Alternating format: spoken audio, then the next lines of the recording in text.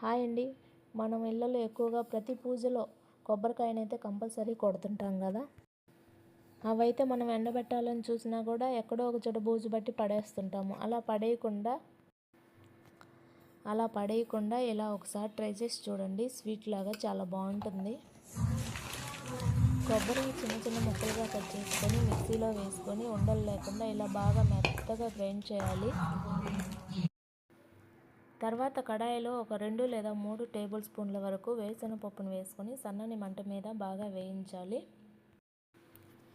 ఈ వేరుశనగపప్పుని పక్కన తీసి పెట్టుకొని ఒక 4 లేదా 5 టేబుల్ స్పూన్ల వరకు నెయ్యిని వేసుకొని ఈ కొబ్బరి పొడిని వేసి లైట్గా వేయించాలి.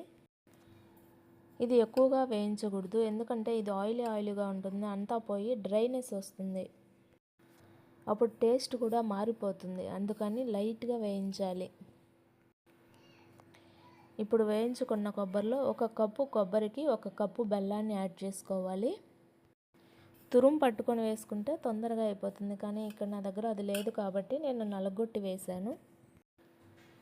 ఈ బెల్లం కరగడం స్టార్ట్ అయిన తర్వాత ఈ కొబ్బరి కొంచెం దగ్గరగా అయ్యి ముద్దగా అవుతుంది. ఇందులోకి కొంచెం యాలకుల పొడిని యాడ్ చేసుకోవచ్చు, ఫ్లేవర్ కోసం బాగుంటుంది. ఇప్పుడు మనం వేయించిన వేరుశనగపప్పుని మిక్సీలో వేసి పొడి చేసుకొని ఇలా బరకగా వేసి ఇందులో యాడ్ చేసుకోవాలి.